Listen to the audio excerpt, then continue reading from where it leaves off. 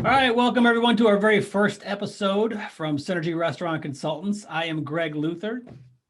And Mike Walls. Mike Walls, he is the architect of Synergy Sync. We'll talk about that later on.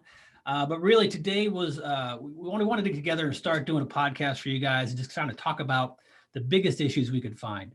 And there is no bigger issue right now on our plate as far as the restaurant industry is the staffing shortage. I'll share with you, that I've done a lot of research on this. And of course, every time we talk to a client or a potential client, we always ask them about hiring practices and how it's going and what they're seeing. And there's a lot of articles you can read out there, but just to summarize, we're really seeing a reluctant labor force come back to the restaurant industry. And that's for a number of reasons. From what I've seen, I think people are starting to find different avenues. I think once you take a year and you step away from the industry, it really is hard to go back to that, if you found something else. I can tell you, I've seen a lot of the labor pool get sucked up even into, say, the cannabis industry, which has been either recreational or medical in some states. You're seeing a large piece of the pie go to them. You're seeing folks that want to work remotely. And of course, that doesn't work for us in the restaurant industry. You're seeing companies like Amazon who are now giving $1,000 bonuses to sign on, and corporate-owned McDonald's raising the wage to $15 an hour. All that combined, I think, is really kind of creating the perfect storm to where we are going to lose a lot of talented people in this industry. And I think I've said this to you before, Mike, that I don't know if I've seen more people go into retail or real estate in the past year than I have in 2020. Yeah, I follow a lot of chef subreddits. I'm a chef knife enthusiast. So I've seen a lot of posts on there, people selling their collections because they say, I'm out of the industry. I'm going into, I think most of what I've seen is retail and real estate, just because they say it's like masochism. Like, why have I been punishing myself for no pay and working 16 hours a day and getting beat up at a place that doesn't care about me for my entire career? Now that I've achieved my position, it's like, for what? I have no retirement, I have no benefits, I have no nothing. And so they're just leaving, and I see that across all of these, restaurant forums on Reddit. And it's scary, and they talk about if you're gonna stay in the industry, let's all band together and demand that if you have experience as a line cook, that you have to be paid $20 minimum, because it really is a skilled job. And Greg, if you've ever worked at a place with a steakhouse, for example, I came up in steakhouses at Ditka's and Jordan's. A good grill guy is like unbeatable. Yeah. He's cranking out 300-400 steaks, 500 steaks in a night, with 1 or 2 sendbacks, no wasted movement. I mean, they're incredible, and those people deserve a higher wage. Absolutely. Back in my days working in a seafood restaurant, we used to call them cowboy expos. You could hire a guy who could run the broiler, the fry, and saute all at the same time. He could run lunch. He'd be one guy, right? You'd probably pay him between $15 and $16 an hour. But if he can go work at Target for $15 an hour and be home by 9:30, the allure kind of wears off. And so for our back of the house employees especially, we have to have, I think, strong practices. You have strong onboarding systems, strong training, and all of that creates a strong culture. And that's what's going to keep people in those positions. Well, a culture built on empowerment, I think, is more so than hello, cog, welcome to the machine. Yeah. It's about, valuing somebody in their position, investing in them as a human being and investing in their success, and creating a culture that's known for education and being uplifting and caring about people. I couldn't agree with you more. I think we've all had experiences, especially in the restaurant industry. We're all former operators, where you've either been thrown to the wolves and you were, told to figure it out, or you were given someone, a great trainer, someone who was like the best in the building. They had, just all the accolades from everyone there, and they showed you the ropes and you learned from them. And then people would actually say, oh, you were trained by Shay. They knew exactly who you were trained by because you did things a certain way. You did them the right way, or you did them correctly, or it was just a special way of doing things. And there was never a way to get everyone trained exactly the same way. Now, sometimes it's talent, sometimes it's a natural gift for gab, or people are just very good at being hospitable and talking to people, and they really love what they do. I got to say, 9 times out of 10, it's the material that you put in front of them and consistently giving them the time to do it correctly and learn and grow from that. And then, of course, put those practices into place. So, I agree with you. A good onboarding system, a good training system is key to that. But as we look at the labor pool, and it's shallow right now, and there are changes coming, I believe what we are going to be left with, there are people coming back to the restaurant industry. I just think they're going to be new. I think they're going to be, your first year college student, people, we're still going to have these first jobs. And we've always been really good at giving people their first job in the restaurant industry. That's an old saying. But we don't always do a good job of explaining to them how they can get to the next level. So if I start as a host, how do I get to be a server? And if I start as a server, how can I work my way up to bar or possibly an hourly manager or a key employee? There's a career path in the restaurant industry that we're not good at telling that story.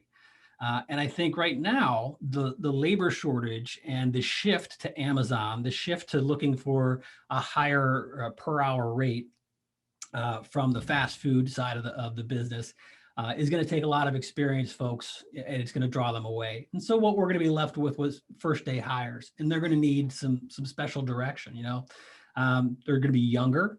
They're going to have higher expectations. They're definitely more tech savvy for sure.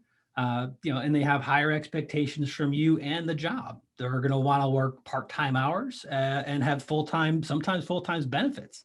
So, one of the best things we could do is lay out the architecture for them to show them exactly what's expected. And that's why, I always bring up what we talk about as far as, the management experience will never exceed the employee experience, right? If you have good manager training, if they know what they're talking about, they're all on the same page, their employees will show. It's an old saying, speed of the leader. Yeah, and that's one of the big challenges, that so many people in this industry are promoted by attrition. And that means that you were a server, you were in charge of training other servers, the manager quit or got fired, and now you're the manager. They give you the keys and basically say good luck and pile on responsibilities before they teach you how to do any of them. And then you see a lot of times in the industry, people get upset with their staff, or a person in an ownership position will be upset with their managers because they can't execute on these things that the owner never trained them to do in the first place. So this promotion by attrition leads to this system of the blind leading the blind, where the person on the top of the totem pole, the person that the restaurant lives or die by, the manager, doesn't even fully grasp the ins and outs of their position and the principles of leadership, how whatever those are. There's millions of them, but even just a one-way system, a one-way approach, but creating a great management experience, it makes all the difference. That's what trickles down through the organization. And if you're in a system without structure and people are promoted by attrition, it's gonna start bad and end bad. Yeah, absolutely. And I don't think we bring up all this information to scare people like there's never going to be anybody else to work in the restaurant industry. I don't think it'll be the same. I think we've lost a lot of quality people. But to talk a little bit about the certain situation we've gone through in the past year between COVID, between the enhanced unemployment benefits, and the reluctancy to come back to work, I believe we're going to see a couple of different things. One, you've got the summer months coming up, and I think you still have people that are a little afraid to come back out. There's some folks who haven't gotten vaccinated yet. There's some folks who are still kind of living in fear and don't know what to expect, and are just hunkering down. There's some folks who've moved on completely. Most states that I know of, now I'm here in Florida, and we're going to end our advanced unemployment benefits, I believe the beginning of next month. Nationally, I think they end in September. So that's going to basically be two waves. One, the summer jobs are going to be very hard to fill. I just saw a post from a friend of mine from New Jersey where there was a Wawa in South Jersey on the beach that had to close because they couldn't fill the summertime jobs. That's crazy, right? To not have a summertime job filled in that area. It's right on the beach. There's so many people offering better benefits. McDonald's, again, offering $15 an hour, Amazon offering sign-on bonuses. They want those workers as well. So I think as these unemployment benefits wean off, you're going to see some people come back to work, but I'm not sure if they're coming back to us. And so, with that said, you're also going to see at the end of the summer, school go back into session. And as far as I know, I don't know of a single school that voted to go virtual for next year as well. So the kids are going back to brick and mortar. They won't have that childcare hanging over their head. So that's going to be an issue. What do I do with my kids? They can't go to school. I have to stay home with them. So that's no longer on the plate. The enhanced unemployment benefits are no longer on the plate. And now we still have all these jobs to fill. But that said, there's also more in different areas of work. People have found different avenues to work from home doing telemarketing. As we said before, the cannabis industry has definitely sucked up some of these folks. And even the folks outside our industry, outside the restaurant industry, are looking for different things from their job as well. And one of those benefits is working remotely. Again, that doesn't work for us, but it's not just affecting the restaurant industry. We're seeing work shortages all over. I do read some stories. I haven't experienced it myself yet where, guests are coming in and being upset. I'm sure there's some viewers out there that are looking at this video for the first time saying, I have seen that because I do read the stories. But it's just a shame that, it's got to be understood that we just don't have the staff to take care of that person. And it's like we were talking earlier today about this impacts the small business owner more than it does the big business owner. Big business can wait, right? They can hold off on an investment. Amazon can hold off on building another warehouse. McDonald's can hold off on building a couple more restaurants. But that caterer who can't take that second gig on the weekend is just going to lose that money. They don't have the staff. They can't do it, and they can't do it right. Yeah, totally agree. And that's part of, I think part of the reason that we created this program in the first place was to help, create that structure. But one of the fringe benefits of running your company like the large companies that have all this structure is that you don't leave money on the table. So having structure, having systems in place every day, mitigates your waste, streamlines your production systems, reduces your turnover drastically, usually if you're providing really, really good guidance. And so it's kind of like it's almost like a panacea. That's the right word, right? The cure-all. Yeah. Establishing these systems doesn't just create a better work experience. It actually brings more money to the bottom line. And I think for the smaller restaurants, the mom and pops, or even, up to the 40 location, 50 location kind of folks, it makes a big difference, in terms of how much money you're leaving on the table in your daily operations when you have no structure. Absolutely.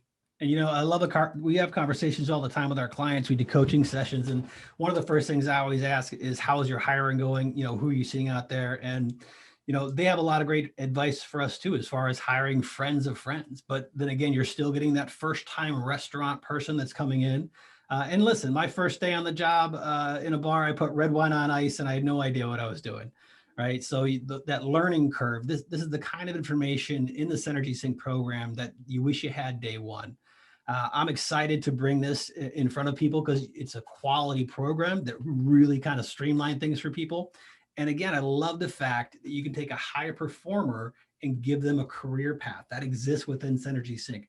There are so many things to talk about in this program that we couldn't possibly fit that into a 15 or 20 minute video podcast, but we're going to try on one of these times. But there's more to come. I don't know if you have anything else to add to this one, as far as your thoughts on the labor shortage in our industry and what we have to do to combat it. Again, I think having a program like Synergy Sync that is laid out in a way from front to end, right? From start to finish, from an easy onboarding. I guess that's one of the best things, right?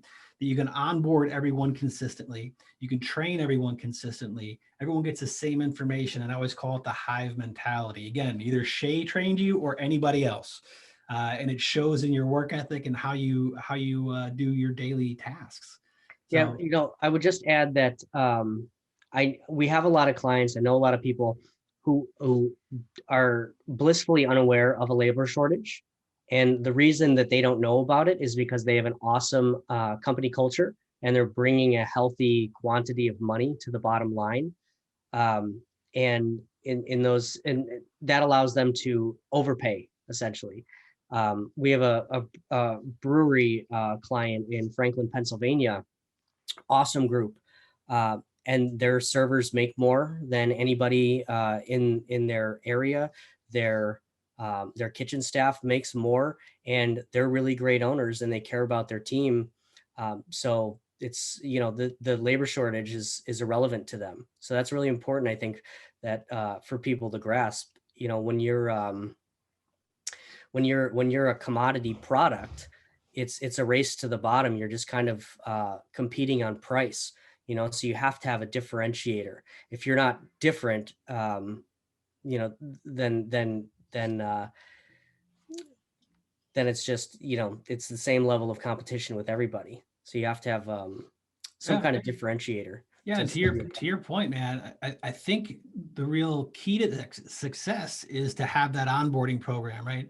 I can't tell you how many folks have been disappointed in the first couple of days. They feel lost when they don't know what's going on, when they haven't been given a plan, and when it's done differently every time.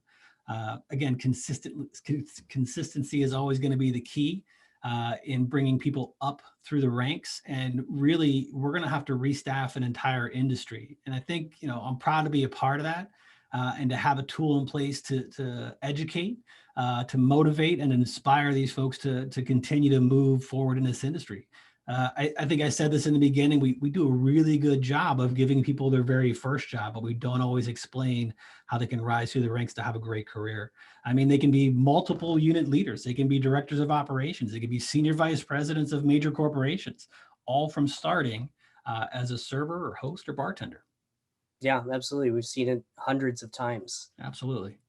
All right. Good deal. Hey, Mike, thanks so much for your time today. I know we both got a lot of stuff to do, so it's time to get going, but I'll catch you next time. That's all we got for today. All right. Thanks, guys. Greg. Appreciate it.